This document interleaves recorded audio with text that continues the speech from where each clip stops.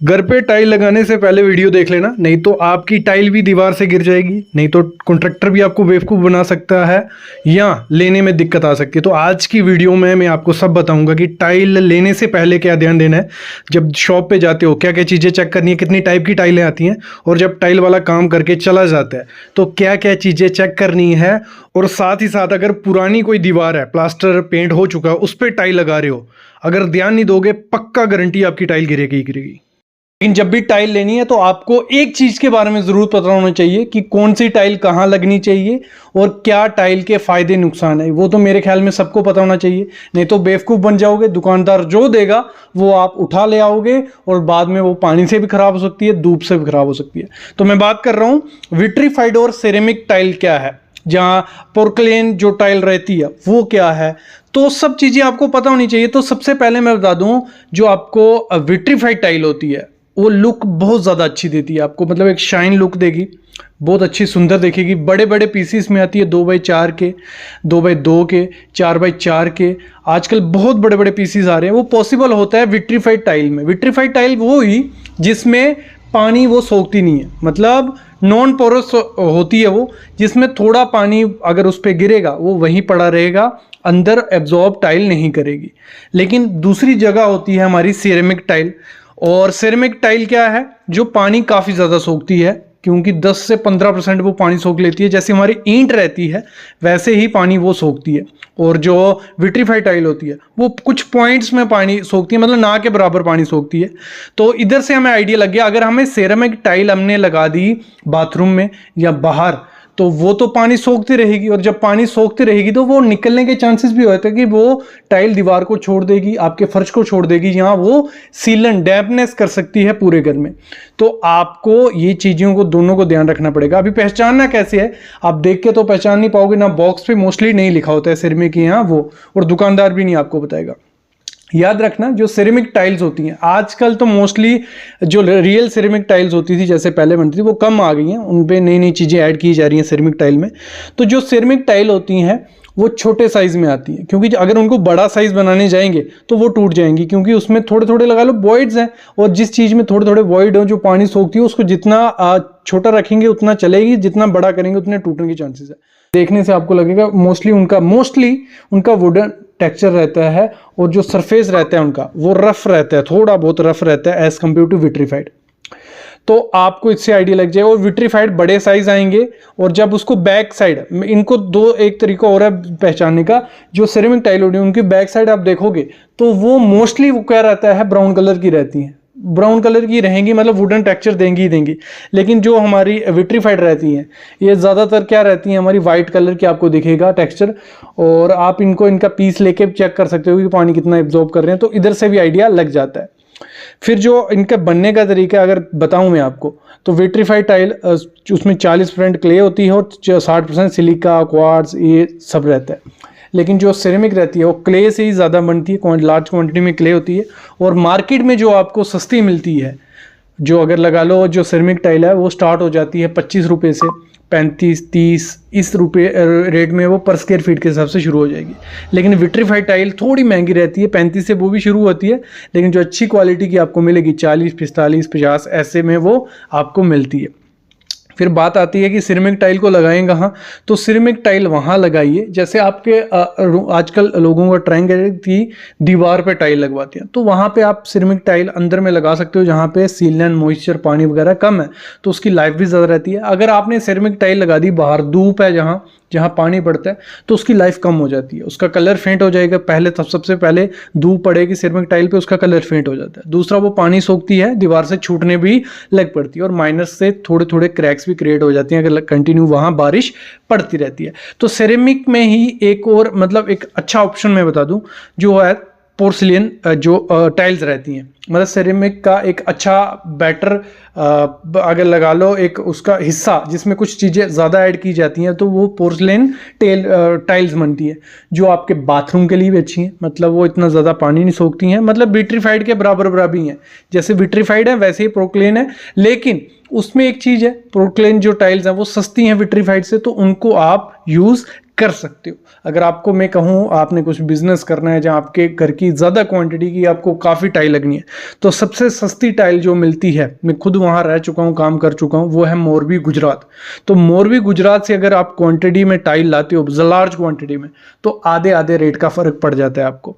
ठीक है, तो आपको अगर बड़ी क्वांटिटी में या खुद का बिजनेस खोलना है तो मोरबी गुजरात एक बार ज़रूर विजिट करो, वहाँ जाके बहुत ज़्यादा है। और इंडिया में काफ़ी ब्रांड है जो टाइल बनाते हैं, जो अच्छी टाइल आती हैं। अगर मैं नाम लूँ, बरमोरा कंपनी है, निटको है, सीरा है, सोमानी है, ओरिएंट है, कजारिया है, ये कुछ ऐसे ब्रांड है, इनकी टाइल लोगे तो क्वालिटी की आपको गारंटी मिलती है। बाकी लोकल टाइल्स जो आती हैं वो भी काफ़ी ज़्यादा अच्छी होती हैं, लेकिन उसमें वही है, वाटर अब्जॉर्प्शन जितनी ज़्यादा होगी उतनी उसकी लाइफ कम होगी, कलर चला जाता है। और याद रखना, अगर या वैसे भी हम सिरेमिक टाइल जो विट्रीफाइड टाइल रहती है वो स्लिपरी बहुत ज़्यादा रहती है, तो आपको वो एरिया चूज़ करना पड़ेगा कि पानी आपका अगर विट्रीफाइड टाइल पे गिरा रहेगा तो गिरने के चांसेस बढ़ जाते हैं। तो ऐसी जगह पे हमें सिरेमिक टाइल लगानी होती है, लेकिन उसका यही रिस्क है कि वो खराब हो जाती है, तो उस केस में आप प्रोक्लेन टाइल लगा सकते हो, पोर्सिलियन। तो ये बाथरूम में भी अच्छी हैं, किचन में भी अच्छी हैं, तो ये ऑप्शन आपको हो गया। मेरे ख्याल में आइडिया लग गया होगा। विट्रीफाइड टाइल आपको बड़े साइज में, बड़े पैनल्स में मिलेगी और उनका वाटर एब्जॉर्प्शन कम रहता है, और देख के आइडिया लग जाएगा। लेकिन जो सिरेमिक टाइलें होती हैं वो थोड़ी मिट्टी सी रहती हैं, मिट्टी की बनी होती हैं मोस्टली, आजकल उन पर फिल्म चढ़ाई जाती है, इतना आइडिया नहीं लगता है, लेकिन बैक से आप देख के आइडिया लग जाएगा सिरेमिक है या कौन सी। आपकी टाइल वर्क कंप्लीट हो जाता है, आपको पे करने हैं कॉन्ट्रैक्टर को, उससे पहले क्या चीजें चेक करनी है कि आप उसका डिडक्शन कर सको, आप पैसा थोड़ा कम कर सको। सबसे पहली चीज जो है वो आपको क्या देखनी है, जो स्कर्टिंग हमारी हुई होती है। ठीक है, स्कर्टिंग सब समझ रहे हो, स्कर्टिंग क्या होती है, सामने आप देख रहे हो। स्कर्टिंग के साइड पे सीमेंट लगाया जाता है, उसमें 1:1 का माल बनता है, मोटार बनती है, 1 रेशो में सीमेंट होता है, 1 में सैंड होती है। जब वो लगाई जाती है तो उसके अगर प्रॉपर क्यूरिंग नहीं की गई 3-4 दिन, ऐसे तो 7 दिन क्यूरिंग करनी होती है, तो आपको कुछ ऐसे क्रैक्स उसमें देखने को मिल सकते हैं। जैसे आप क्रैक्स सामने देख रहे हो, ये काफी बड़ी गलती होती है।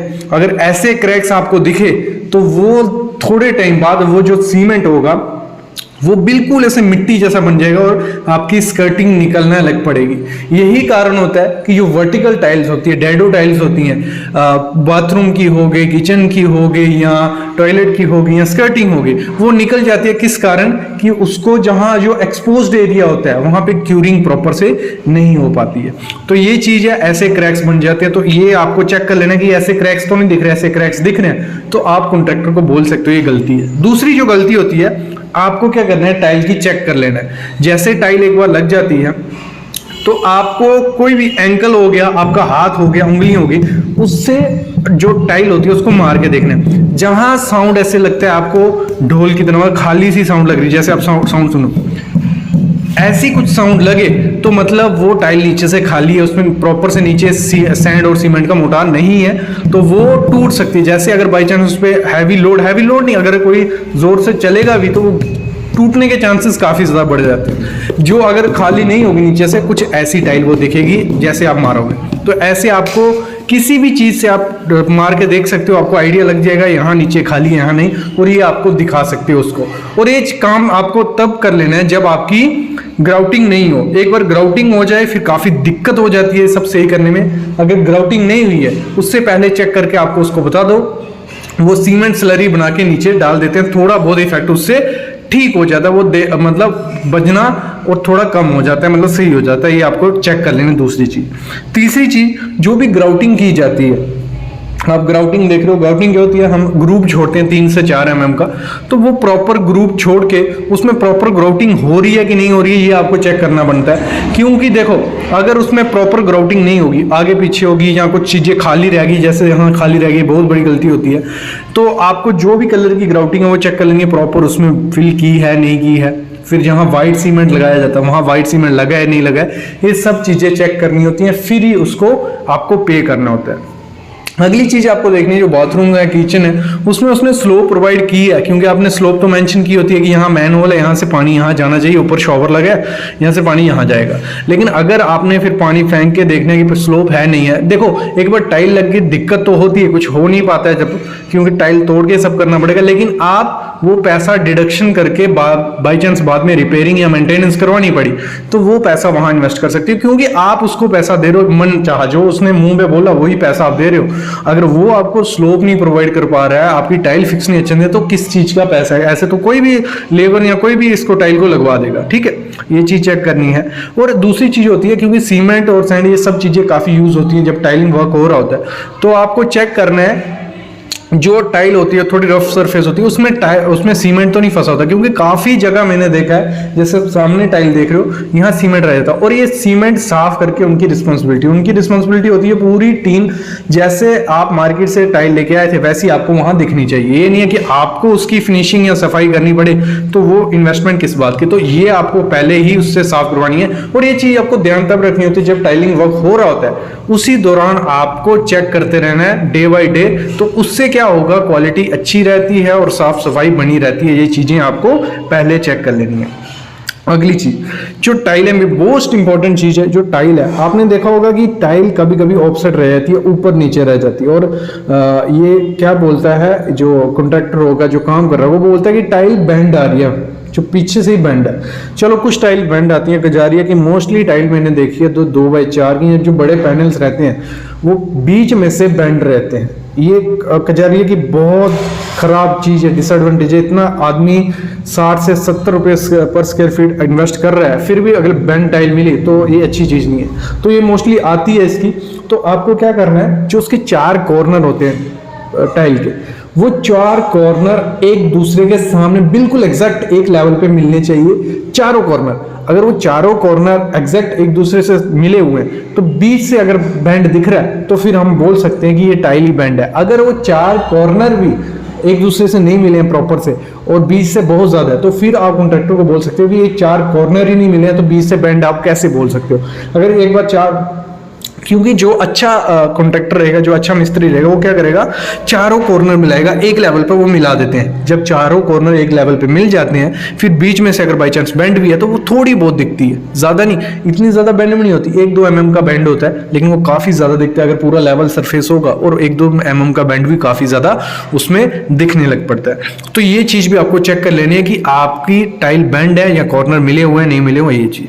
अगला बहुत इंपॉर्टेंट चीज है एसिड वॉश के बारे में। ये कमेंट्स भी काफी आते हैं कि सर जो केमिकल यूज करते हैं एसिड वॉश क्या हुआ, वो जिससे हम टॉयलेट नहीं साफ करते, अपनी जो सीट्स रहती हैं उनको साफ किया जाता है। जो सामने आप केमिकल भी देख रहे हो, तेज केमिकल आपको बोलेंगे, तो इससे वो यूज करके साफ करते हैं। क्या हमें वो यूज करना चाहिए, नहीं चाहिए? क्योंकि देखो किसी भी टाइल पे ये नहीं लिखा होता है कि उसको आपको किससे यूज करना चाहिए, मतलब केमिकल यूज करना चाहिए। देखो ये खराब चीज है, मेरे ख्याल में एसिड वॉश नहीं करना चाहिए। अगर बहुत ही ज्यादा सीमेंट लगा है तो फिर एसिड वॉश आप उसको डिल्यूट फॉर्म में, मतलब कंसंट्रेटेड फॉर्म में, मतलब पानी उसमें अच्छे से मिक्स कर लो और उसके बाद उससे वॉश करो तो ठीक है। अगर एकदम आप एसिड डालोगे, जो शाइनिंग होगी, जो टाइल का खुद का कलर होगा, वो शायद फेड हो सकता है। सेरेमिक टाइल पे ये ज्यादा इफेक्ट कर सकता है विट्रीफाइड से।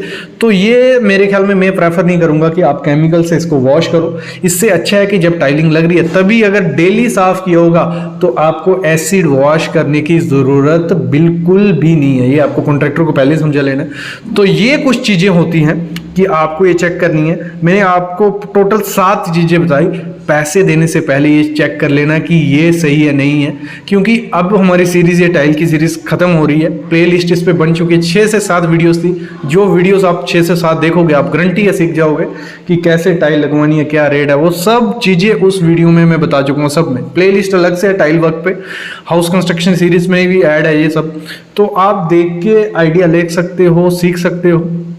और ये 7 चीज़ें जरूर चेक करना, उसके बाद आप पे कर सकते हो।